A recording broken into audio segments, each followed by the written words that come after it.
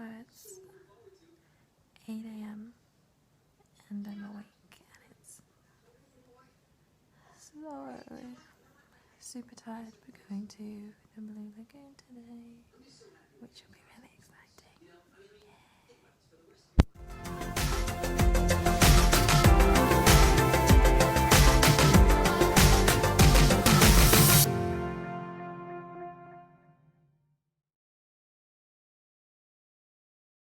We are here in the middle of nowhere, aka the Blue Lagoon. About to get our kit off and enjoy the geothermal water. So on our third day in Iceland, we had a much later start and we did exactly what everybody tells you to do when you go to Iceland, and that was visit the Blue Lagoon.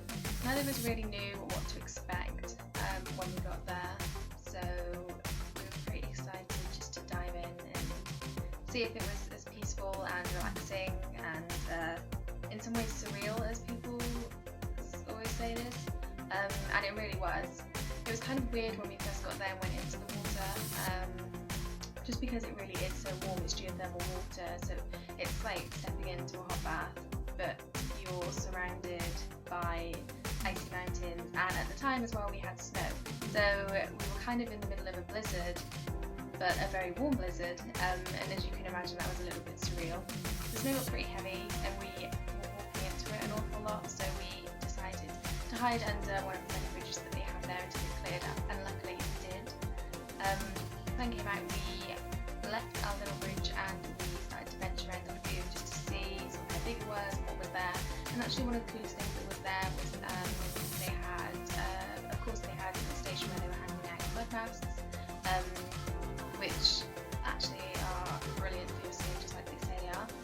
But they also had an in-water bar that you could go to and have smoothies and other healthy drinks and snacks. And you basically collect your credits on a wristband that they give you when you go in, you pay for it on the way out. So it's really easy, really fun, and it's a nice place just to socialise with other people as well, because you can just sit around the bar drinking, talking to people from God knows where. So yeah, that was fun.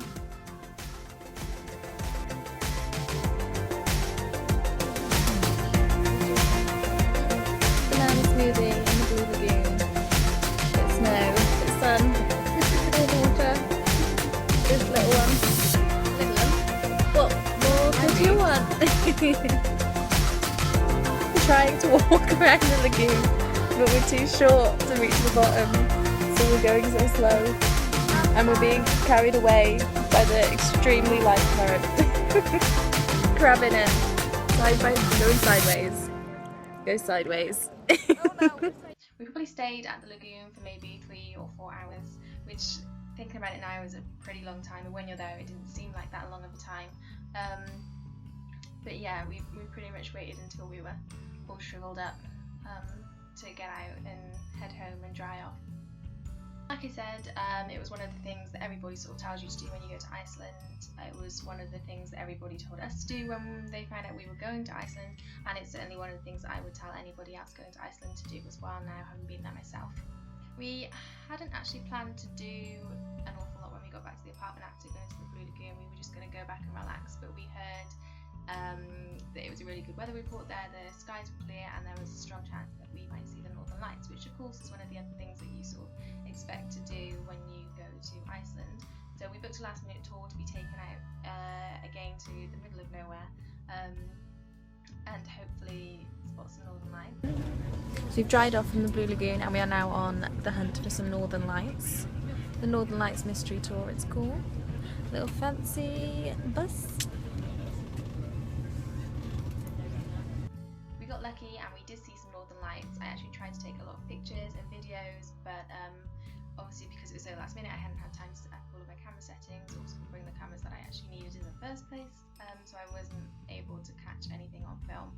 But you know, in a way that was good, because I was able to just stand there with Pip and enjoy it in that moment, which I think is the best way to see anything really.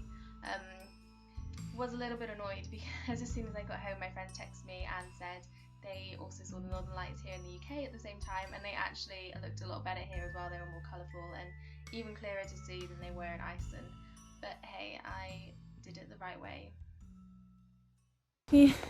So I might completely ruin this name, but today we are starting the day off with a trip to Hallgrímskirkja Church, which is walking up to it right behind us, just there.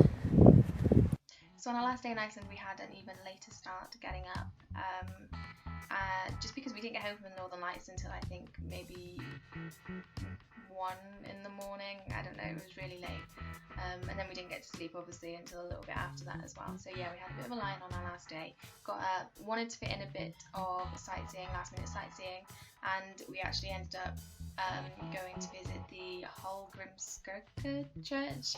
Had some beautiful stainless steel windows, the organ was amazing, and also just sort of the architecture inside as well was equally as impressive as it was on the outside.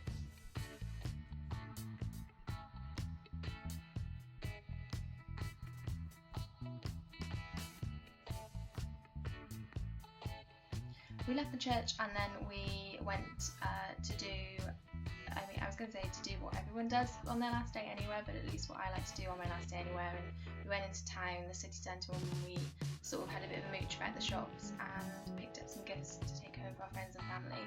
Both of us probably ended up buying more for ourselves than anyone else, just because the stores there, again, I'd heard before that the stores there were, you know, really eclectic and cool, and sort of Iceland style, sort of fashion and homeware and everything just was really unique. And it was, they had everything from sort of homeware stores to kitchenware and clothes and art shops, and of course they had their touristy stores as well where you could pick up key rings and mugs and anything they can brand the Icelandic flag onto. And you know, that's where we got a lot of our gifts for people from. But yeah, we made sure to go into almost every shop. We made sure we went into almost every shop that we went by, and I don't think there was a shop that we didn't like or want to buy something from.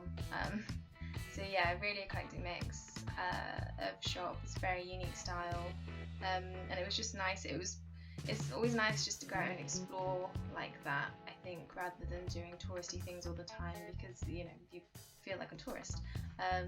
Whereas if you're just mooching around the shops or just going out for a bite to eat somewhere, you feel much more like you're really living in that place, which, you know, is the best thing when you go anywhere. You want to feel like you fit in and you're experiencing it for what it is and what the locals have there. You want to have that too. So naturally, after a long day shopping, we were tired, and also very hungry. We get very hungry. We get hangry actually. So I'd heard about this place online that was in the city centre that I really wanted to make sure that we had a chance to eat at.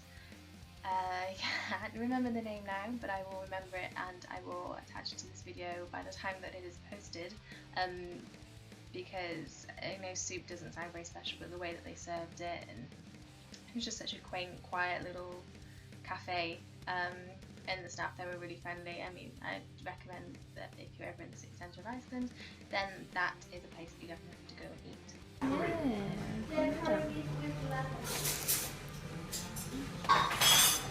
We went home, packed up all of our stuff, and we got an early night ready for an early flight the next day back home. And that was the end of my trip to Iceland. It's certainly somewhere that I'd recommend that you go to if you're thinking about it, or if anyone asks you whether they should go to Iceland, then tell them yes, because I went and I had an amazing time. I think something I would say is, if you're not going to hire a car like we did, then to really get around and do things, it's actually worthwhile looking for a really good tour company like we did, and booking tours to go on, so you get to experience all these things, and you're being taken on these tours by locals and people with knowledge who can then offload that onto you. And actually that's a really nice way of seeing things and meeting other people on the bus as well, and learning a lot more than you probably would do on your own. Until next time, bye!